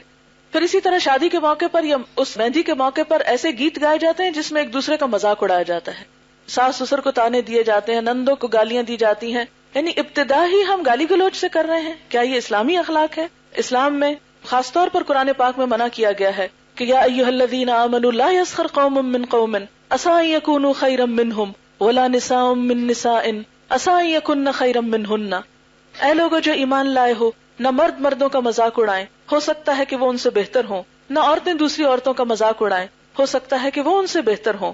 لیکن ہماری تقریبات میں آنے والے مہمانوں کو برا بھلا کہنا، خواہ وہ رسم کے نام پر ہی ہو، یہ انتہائی غلط کام ہے، ایک حرام اور معصیت کا کام ہے۔ پھر یہ چند ایک مہندی کے موقع پر جو رسومات ہیں ان کا ذکر کیا گیا ہے کہ خصوصی طور پر انویٹیشن دے کر لوگوں کو جمع کرنا یہ درست نہیں۔ ہاں، اگر گھر کے لوگ اکٹھے بیٹھ کر آپس میں کچھ خوشی کر رہے ہیں، مہندی لگا رہے ہیں تاکہ لڑکی کے اندر ایک فیلنگ آئے کہ اس کا نکاح ہونے لگا ہے، اس کو ایک محسوس ہو کہ اب اس کی شادی ہے، تو وہ ایک الگ چیز ہے، لیکن خصوصی دعوت کا اہتمام کرنا درست نہیں۔ شادی کا موقع ہم نے عموماً پیسے کا ضیاع کا موقع بنا لیا ہے۔ قرآن پاک میں اللہ تعالیٰ فرماتے ہیں وَلَا تُبَذِّرْ تَبْذِيرًا إِنَّ الْمُبَذِّرِينَ كَانُوا إِخْوَانَ الشَّيَاطِينَ وَكَانَ الشَّيْطَانُ لِرَبِّهِ كَفُورًا۔ فضول خرچی نہ کرو، فضول خرچ لوگ شیطان کے بھائی ہیں اور شیطان اپنے رب کا ناشکرا ہے۔ آج ہمارے ملک میں بچوں کے لیے تعلیم نہیں، بہت سے لوگوں کے پاس گھر نہیں، اسکول نہیں، ہماری سڑکیں ٹوٹی ہوئی ہیں، ہمارے ملک میں ایک افراتفری کا عالم ہے، اور دوسری طرف ہماری ایک ایک شادی پر لاکھوں کا لباس پہنا جاتا ہے اور بے تحاشا اسراف کھانے کے موقع پر بھی ہوتا ہے۔ تو ان تمام چیزوں سے جب تک بچیں گے نہیں، اس وقت تک ہم کوئی تعمیری کام نہیں کر سکیں گے۔ ترقی یافتہ قوموں میں ہم ایسی کوئی چیز نہیں دیکھتے کہ ان کے ہاں شادی کے موقع پر اس قدر اسراف اور اس قدر وقت اور پیسے کا ضیاع ہو جو ہم غریب ممالک کر رہے ہیں۔ پھر اسی طرح دوسرا موقع جو ہے، شادی کے موقع پر عام طور پہ سمجھا جاتا ہے کہ کالا رنگ نہیں پہننا، میں تو سوچی تھی کالا جوڑا پہناؤں، لیکن پھر میں نے کہا کہ یہ بھی کہیں رسم نہ پڑ جائے، اس لیے بہتر ہے کہ کیونکہ ہمارے ہاں رنگوں کو بھی منحوس سمجھا جاتا ہے، یہ خوش قسمتی کی علامت، حالانکہ اس میں کوئی حقیقت نہیں۔ چند ایک باتیں میں زبانی کرتی ہوں آپ سے، باقی فیملی ممبرز متاثر ہوتے ہوں ان سے باہم مشورہ کر کے فیصلہ کرنا چاہیے۔ تو آپ نے ادریس صاحب سے مشورہ کیے بغیر اور مریم سے مشورہ کیے بغیر ہاں کیسے کر لی؟ اچھا کیا آپ نے کہ یہ غلط فہمی یہاں دور کر دی جائے۔ بات یہ تھی کہ اس سے کچھ عرصہ پہلے ربابہ نے ایک دفعہ ہلکے پھلکے انداز میں اشارتاً بات کی تھی کہ ہماری بہت خواہش ہے، جیسے کہ قرآن پاک میں آتا ہے نا کہ ولا جناح علیکم فیما ارستم بہ من خطبۃ النساء، کہ اس معاملے میں تم پر کوئی گناہ نہیں کہ تم عورتوں کی منگنی کے بارے میں یعنی رشتہ مانگنے کے بارے میں بات کرو، یا یہ کہ اشارتاً کوئی بات کرو۔ تو انہوں نے اشارتاً بات کر رکھی تھی اور اس پر میری اور ادریس صاحب کی آپس میں گفتگو ہوئی تھی، اور عاطف ماشاءاللہ یہاں پر لڑکوں کے سمر کورس میں کام بھی کرتا رہا ہے اور ادریس صاحب کے ساتھ اس کا کافی تعلق رہا ہے، وہ بھی اس کو پہچانتے تھے، اور ادریس صاحب کی اور میری باہم اس معاملے اگرچہ بہت تفصیل سے نہیں، لیکن مجھے اتنا معلوم تھا کہ ذہنی طور پر ہمارے نزدیک یہ دینداری کی بنیاد پر یہ رشتہ اچھا ہے۔ لیکن اس دن جب انہوں نے بات کی تو اس پر ایک طرح سے مزید یعنی کہ کنفرمیشن ہوئی۔ اچھا جناب، شادی کے موقع پر عموماً کیا ہوتا ہے، بارات ہوتی ہے اور سہرے پہنائے جاتے ہیں، اور سہرا بھی یہ ہماری ایک اسٹوڈنٹ ہیں، ان کے شادی کی تصویر تھی، لیکن ماشاءاللہ دونوں ہی دین کی طرف خوب آ چکے ہیں اور انہوں نے ہی اس سی ڈی کی تیاری میں بہت سارا کام کیا ہے، تو انہوں نے سیکریفائس کیا اپنی تصویریں پچھلی لا کر، تو تھوڑا سا اس چیز کو دکھانے میں کہ عموماً سہرے پہنائے جاتے ہیں، لیکن ہم سب جانتے ہیں کہ سہرا پہنانا جو ہے وہ ایک ہندوانہ رسم ہے، یہ بھی تقلید جو ہے وہ دوسروں کی ہے۔ پھر اس کے بعد یہ کہ بے تحاشا پھول گاڑیوں پر لگائے جاتے ہیں اور پیسے کا ضیاع کیا جاتا ہے، پھر مسحریوں کی تیاری میں بہت سارا سرمایہ ضائع کیا جاتا ہے، پھر اسی طرح ان چیزوں پر اترایا جاتا ہے کہ ہم نے اس موقع پر اتنا اور اتنا کیا، جبکہ قرآن پاک میں اللہ تعالیٰ فرماتے ہیں کہ اللہ تعالیٰ کسی اترانے والے اور فخر کرنے والے آدمی کو پسند نہیں کرتا۔ کرنے کے کام جو ہیں وہ کچھ یوں ہیں کہ نکاح ہے، اور نکاح کے جو بنیادی ارکان ہے وہ ہے ولی کی موجودگی، گواہوں کا موجود ہونا، مہر کا دیا جانا، خطبہ نکاح، ایجاب و قبول اور اعلان نکاح۔ پھر اسی طرح یہ ہے کہ ولی کے بارے میں یہ ہے کہ قرآن پاک میں آتا ہے اور تم مشرکوں کے نکاح میں اپنی عورتوں کو نہ دو جب تک کہ وہ ایمان نہ لائیں، تو اس سے پتہ چلتا ہے کہ ولی کی ذمہ داری ہے کہ وہ اپنی مثلا باپ ہے تو وہ اپنی بیٹی کا نکاح کسی سے کرے، لڑکی اپنی مرضی سے خود نہیں کر سکتی۔ ولایت میں باپ، بھائی، دادا، تایا، چچا، نانا، ماموں وغیرہ شامل ہیں، اگر ان میں سے کوئی نہ ہو تو گاؤں یا شہر کا حاکم ولی بن کر عورت کا نکاح کر سکتا ہے۔ رسول اللہ صلی اللہ علیہ وسلم نے فرمایا جس کا کوئی ولی نہیں اس کا میں ولی ہوں، اور بادشاہ اس کا ولی ہے جس کا کوئی ولی نہیں۔ اگر ایسی بے سہارا لڑکی ہے کہ جس کا کفالت کرنے والا کوئی نہیں تو حکومت وقت ولایت کا کام کرے گی، لیکن اس کا یہ مطلب نہیں کہ ولی جو ہے وہ لڑکی پر زبردستی کرے اور لڑکی سے پوچھے بغیر اس کا نکاح کرے یا جبر کرے۔ رسول اللہ صلی اللہ علیہ وسلم نے فرمایا کنواری عورت اپنے نکاح کے لیے پوچھی جائے گی، اگر خاموش رہے تو یہی اس کی اجازت ہے، اگر انکار کر دے تو اس پر زبردستی نہ کی جائے۔ آپ صلی اللہ علیہ وسلم نے فرمایا، بیوہ جوان عورت اپنی ذات کے بارے میں اپنے ولی سے زیادہ حق رکھتی ہے، اور کنواری سے اس کی اجازت لینی چاہیے اور اس کا اذن، اس کا خاموش رہنا ہے، یعنی اجازت کے لیے ضروری نہیں کہ لڑکی بول کر کہے، بلکہ خاموش اجازت بھی کافی ہے۔ پھر اسی طرح حضرت عائشہ کہتی ہیں کہ رسول اللہ صلی اللہ علیہ وسلم نے ان سے جب نکاح کیا تو ان کی عمر 7 سال تھی۔ ان کو رسول اللہ صلی اللہ علیہ وسلم کے گھر بھیجا گیا جب ان کی عمر 9 سال تھی، اور ان کے کھلونے ان کے ساتھ تھے، جبکہ رسول اللہ صلی اللہ علیہ وسلم جب ان سے جدا ہوئے تو ان کی عمر 18 سال تھی۔ اور ہم کہتے ہیں کہ ابھی تو بہت لڑکی 20 سال کی ہے تو اتنی چھوٹی اور ابھی نکاح کر دیں۔ رسول اللہ صلی اللہ علیہ وسلم نے فرمایا، جو عورت اپنا نکاح اپنے ولی کی اجازت کے بغیر کرے اس کا نکاح باطل ہے، اس کا نکاح باطل ہے، اس کا نکاح باطل ہے۔ رسول اللہ صلی اللہ علیہ وسلم نے فرمایا، کوئی عورت خود اپنا نکاح نہ کرے، اس لیے کہ اپنا نکاح خود کرنے والی تو زانیہ ہے۔ کیونکہ بعض اوقات کہتے ہیں ہم نے قرآن پہ ہاتھ رکھ کے عہد کر لیا ہے اور معاملہ کر لیا ہے۔ پھر ہم ترین چیز جو ہے وہ مہر ہے، عورتوں کو ان کے مہر راضی خوشی دے دو۔ پھر مہر کی مقدار جو ہے وہ ہر ایک کی حیثیت کے مطابق ہے، اور اس کے بعد یہ کہ ولیمہ کرنا جو ہے وہ ضروری ہے۔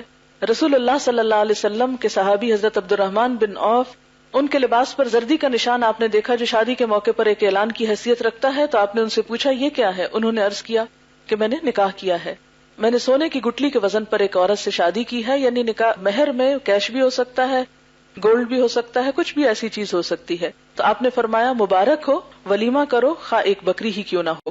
پھر اسی طرح یہ ہے کہ ازواج مطہرات کے مہر کتنے تھے؟ حضرت ابو سلمہ عبد الرحمن سے روایت ہے کہ انہوں نے ام المومنین حضرت عائشہ سے پوچھا کہ رسول اللہ صلی اللہ علیہ وسلم کی ازواج مطہرات کا حق مہر کیا تھا؟ تو حضرت عائشہ نے فرمایا کہ 12 اوقیہ اور ایک نش۔ پھر حضرت عائشہ نے پوچھا جانتے ہو نش کیا ہوتا ہے؟ ابو سلمہ کہتے ہیں میں نے کہا نہیں۔ حضرت عائشہ نے فرمایا نصف اوقیہ، اور یہ سارا یعنی 12.5 اوقیہ 500 درہم بنتا ہے، اور یہ نبی صلی اللہ علیہ وسلم کی ازواج مطہرات کا مہر تھا۔ پھر اسی طرح ہم دیکھتے ہیں کہ حضرت ام حبیبہ کا جو نکاح ہے وہ 4000 درہم مقرر کیا گیا، اور یہ نجاشی نے یعنی آپ کی طرف سے یہ مہر ادا کیا تھا ان کو۔ پھر اسی طرح اگر مال و دولت نہ ہو تو قبول اسلام، جیسے حضرت ام سلیم نے اپنا مہر مقرر کیا تھا، ابو طلحہ نے جب پیغام بھیجا کہ اگر تم اسلام لے آؤ تو یہی میرا مہر ہوگا۔ پھر اسی طرح آپ صلی اللہ علیہ وسلم نے فرمایا سب سے زیادہ برکت والی عورت وہ ہے جس کا مہر سب سے آسان ہو۔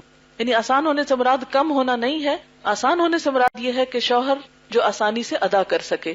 حضرت عمر بن خطاب رضی اللہ تعالیٰ عنہ سے روایت ہے کہ رسول اللہ صلی اللہ علیہ وسلم نے فرمایا حق کے مہر کے اعتبار سے بہترین نکاح وہ ہے جو آسان ہو۔ 32.5 روپے حق کے مہر کی کوئی شرعی حیثیت نہیں ہے۔ پھر گواہوں کا موجود ہونا ضروری ہے، اور یہ 2 ہونے چاہیے۔ آپ صلی اللہ علیہ وسلم نے فرمایا جو عورتیں گواہوں کے بغیر نکاح کر لیتی ہیں وہ زنا کرنے والی ہیں۔ پھر اسی طرح اس موقع پر خطبہ نکاح ہونا چاہیے۔ خطبہ نکاح آپ نے کئی دفعہ سنا ہوگا، اس کے بارے میں آپ جانتے ہوں گے، لیکن خطبہ نکاح میں خصوصی طور پر جس چیز کا ذکر ہے وہ تقویٰ ہے، یعنی اللہ کا خوف، اللہ سے ڈرنا۔ اس موقع پر ایجاب و قبول کا ہونا ضروری ہے، یعنی ایسی بات کہنا یا وہ الفاظ کہنا جس سے نکاح بند جائے۔ اس میں ولی صریح الفاظ میں لڑکے سے پوچھتا ہے، یعنی ایجاب و قبول کیا ہوتا ہے؟ ولی لڑکی کا باپ لڑکے سے صریح الفاظ میں پوچھتا ہے کہ اتنے حق کے مہر کے عوض تمہیں یہ لڑکی قبول ہے؟ جب مرد اقرار کرتا ہے اور 3 دفعہ پوچھنے پر وہ اقرار کرتا ہے تو نکاح ہو جاتا ہے۔ بس یہی اصل میں نکاح ہے۔ حضرت عائشہ سے روایت ہے کہ حضرت صلی اللہ علیہ وسلم نے جب مجھ سے نکاح کیا تو میری والدہ ام رومان مجھ کو حضرت صلی اللہ علیہ وسلم کے گھر لے آئیں۔ وہاں انصار کی کئی عورتیں بیٹھی ہوئی تھی۔ انہوں نے مجھ کو اور میری ماں کو یوں دعا دی، مبارک مبارک، اللہ کرے تم اچھی ہو اور تمہارا نصیب اچھا ہو۔ رسول اللہ صلی اللہ علیہ وسلم نے نکاح کے خطبے میں ان آیات کا انتخاب فرمایا جس میں تقویٰ کا حکم ہے۔ اس کا آڈیو لیکچر بھی اس سی ڈی کے اندر موجود ہے، لیکن اس وقت لائیو پروگرام چل رہا ہے اس لیے اس کی ضرورت نہیں ہے۔ تقویٰ کا مطلب ہے خدا کا خوف۔ جس بندے کے دل میں خدا کا خوف ہو وہ کسی پر ناجائز تہمت نہیں لگا سکتا، کسی پہ ظلم نہیں ڈھا سکتا، کسی کے ساتھ زیادتی نہیں کر سکتا، وہی حقیقی معنوں میں دوسروں کے حقوق کا، عزت احترام کا خیال رکھ سکتا ہے۔ اس لیے عموماً یہ سمجھا جاتا ہے کہ زیادہ خوشگوار شادی وہ ہے کہ جس میں زیادہ سے زیادہ مال و دولت خرچ کیا گیا ہو، جبکہ ضروری نہیں۔ اس کے لیے تقویٰ کا ہونا خوشیوں کا باعث ہے۔ نکاح کے موقع پر جو دعا ہے مسنون وہ بھی آپ کے سامنے ہے۔ پھر اس کے بعد یہ ہے کہ نکاح کا اعلان ہونا چاہیے، اور یہ مجلس اس وقت اعلان نکاح ہی کے لیے قائم کی گئی ہے۔ آپ صلی اللہ علیہ وسلم نے فرمایا حلال اور حرام نکاح کے درمیان فرق کرنے والی چیز دف بجانا اور نکاح کا اعلان کرنا ہے۔ اور پھر اسی طرح پہلی ملاقات پر شوہر کو بھی دعا پڑھنی چاہیے. پھر اسی طرح یہ ہے کہ دعوت ولیمہ ہونی چاہیے. دعوت ولیمہ میں آپ صلی اللہ علیہ وسلم نے اس کا حکم بھی دیا ہے اور ازواج مطہرات سے نکاح پر ولیمہ بھی کیا ہے. پھر اس میں خاص طور پر یہ کہ کھانا بھی ہو سکتا ہے لیکن اس میں اسراف نہیں ہونا چاہیے. مثلا ایک تقریب میں کھجور، منقہ اور خوشگوار پانی سے ضیافت کی گئی، یعنی پکا ہوا کھانا بھی ضروری نہیں. اور اسی طرح کہ ولیمے کی دعوت قبول کرنی چاہیے. آپ نے فرمایا ولیمے کا وہ کھانا برا ہے جس میں خوشحال اور دولت مندوں کو بلایا جائے اور فقراء کو چھوڑ دیا جائے. اس معاملے میں بھی سادگی برتنی چاہیے. جس شادی میں یہ سب کچھ ہو، مثلا بارات کا راستہ روک کے پیسے لینا، کھڑے ہو کے کھانا کھانا، اسٹیج پر فوٹو سیشنز کرنا، پھر اسی طرح جوتا چھپانا اور پیسے لینا، پھر دلہن دلہا کو آئینہ دکھانا، دودھ پلانا سالیوں کا اور بےہودہ مذاق کرنا، یہ سب غیر اسلامی کام ہیں. پھر قرآن کے سائے میں رخصت کرنا، پھر کالے بکرے کا صدقہ کرنا، پھر گود بھرائی کی رسم، پھر دلہا دلہن کو کھیر چٹانا یا دہی پلانا، پھر اسی طرح ناریل کا توڑنا، بادام اور چاول پھینکنا. کس قدر رزق کی ناقدری ہوتی ہے. دروازے پہ تیل پھینکنا، پھسل جائے تو پھر کیا بنے. پھر اسی طرح یہ ہے کہ یہ ساری رسومات جو ہیں وہ غیر اسلامی ہیں. پھر اسی طرح یہ کچھ اسٹیٹسٹکس دیے گئے ہیں کہ ایک ایک شادی میں کتنا خرچ ہوتا ہے. ریاکاری اور دکھاوا جو ہے وہ انتہائی ناپسندیدہ ہے، اور اس میں کچھ اور اسٹیٹسٹکس ہیں جو اس وقت ممکن نہیں. ہمارے ملک میں بے پناہ بچے، 80 لاکھ بچے اسکول نہیں جاتے، 7 کروڑ 20 لاکھ لوگوں کے پاس حفظان صحت کی سہولتیں نہیں، 5 کروڑ 40 لاکھ لوگوں کو طبی سہولت میسر نہیں، 90 لاکھ بچوں کو مناسب غذائیت میسر نہیں، 6 کروڑ 10 لاکھ لوگوں کو صاف پینے کا پانی میسر نہیں. ایسے میں اتنا اسراف جو ہے وہ کس قدر ناپسندیدہ چیز ہے. پھر اسی طرح یہ ہے کہ یہاں پر ایک انٹرویو ہے ہماری ایک بہن کا جنہوں نے شادی کے موقع پر بہت ہی انتہائی سادگی سے کام کیا. ہماری وہ بھی والدہ اور ان کی بیٹی جو ہے دونوں اسٹوڈنٹس ہیں اور بہت ہی مثالی شادی کی. وہ بھی اس وقت موجود ہے اس میں، لیکن چونکہ وقت زیادہ ہو چکا ہے اس لیے ہم اب دعا کرتے ہیں. اور اس موقع پر میں 2-3 نصیحتیں مریم کو سب کے سامنے کرنا چاہوں گی، شاید یہ نصیحتیں دوسروں کو بھی کام آ جائیں. پہلی بات تو یہ ہے کہ اللہ تعالیٰ نے شوہر کا حق بہت بڑا رکھا ہے اور اس میں شوہر کی عزت، احترام اور شوہر کی پسند اور ناپسند کا خیال رکھنا. اور پھر دوسری بات یہ کہ سسرال جو ہے، ساس سسر جو ہے وہ والدین کے برابر ہیں، ان کی عزت احترام، اس گھر کو اپنا گھر سمجھنا، اور ان تمام چیزوں کو پا کر اللہ کو نہیں بھولنا، آخرت کو ہمیشہ یاد رکھنا. اور دنیا میں گھر اور ٹھکانہ اور شوہر کے ملنے پر شکرانے کی صورت یہی ہے کہ آخرت کے گھر کو نہ بھولا جائے اور دونوں مل کر پورے خاندان کے ساتھ اور امت مسلمہ کے ساتھ آخرت کے گھر کی تیاری کریں اور وہ کام کریں جس سے اللہ تعالیٰ راضی ہو، اور ان تمام کاموں سے بچیں جس سے اللہ کی ناراضگی ہو، اور یہی تقویٰ کا سبق ہے. چونکہ وقت ختم ہو چکا ہے اس لیے اب ہم دعا کرتے ہیں. سبحان اللہ والحمد للہ ولا الہ الا اللہ واللہ اکبر ولا حول ولا قوة الا باللہ العلی العظیم. اللہم صل وسلم علی نبینا محمد، اللہم صل وسلم علی نبینا محمد، اللہم صل وسلم علی نبینا محمد. یا حی یا قیوم برحمتک نستغیث، یا حی یا قیوم برحمتک نستغیث. یا رب العالمین تو ہم سب پر اپنی رحمت نازل فرما. یا اللہ اگر اس موقع پر کوئی ایسی بات، کوئی ایسی کام، کوئی ایسی چیز ہوئی ہو جو آپ کو پسند نہ آئی ہو تو ہم سب سے درگزر فرما اور ہم سب کو معاف فرما دے. یا اللہ تو ہمارے کوتاہیوں سے درگزر فرما اور ہمیں وہ کام کرنے کی توفیق دے جس سے تو راضی ہو جائے. یا اللہ ان بچوں کو خوشیاں عطا فرمانا، باہم بہترین موافقت پیدا فرما دینا، ایک دوسرے کی عزت احترام کی توفیق دینا، ایک دوسرے سے محبت کرنے والا بنانا، دونوں خاندانوں کے والدین کی آنکھوں کی ٹھنڈک بنانا، امت مسلمہ کی سرفرازی کا باعث بنانا، ان کو نیک صالح اولاد عطا فرمانا. یا رب العالمین تو ہم سب کو اپنی رحمتوں سے ڈھانپ لے. یا اللہ میری دوسری وہ ساری روحانی بچیاں جو یہاں موجود ہیں اور یہاں نہیں ہیں، یا اللہ ان سب کو نیک شوہر عطا کر، یا اللہ انہیں بہترین رشتے عطا کر، یا اللہ ان سب کو بھی آنکھوں کی ٹھنڈک عطا کر، یا اللہ ان سب کو بھی ہر طرح کے دکھ اور پریشانیوں سے محفوظ رکھ. یا رب العالمین جو مائیں اپنے بچوں کے رشتوں کے لیے پریشان ہیں، یا اللہ ان سب کی پریشانیاں دور فرما. یا اللہ سب کے گھروں میں خیر اور سکون اور بھلائی اور رحمت نازل فرما. یا اللہ ہم سب تجھ سے رحمت کے امیدوار ہیں. یا اللہ تو ہمارے گناہوں کو معاف کر دینا اور ہم سے راضی ہو جانا، اور اس موقع پر کوئی بھی جو کمی کوتاہی دانستہ یا نادانستہ ہوئی ہو یا اللہ تو ہم سب سے درگزر کرنا. ربنا تقبل منا انك انت السميع العليم وتب علينا انك انت التواب الرحيم وصلى الله تعالى على خير خلقه محمد وعلى آله واصحابه واهل بيته اجمعين برحمتك يا ارحم الراحمين الہی آمین. سبحانك اللهم وبحمدك نشهد ان لا اله الا انت نستغفرك ونتوب اليك. السلام علیکم ورحمۃ اللہ وبرکاتہ.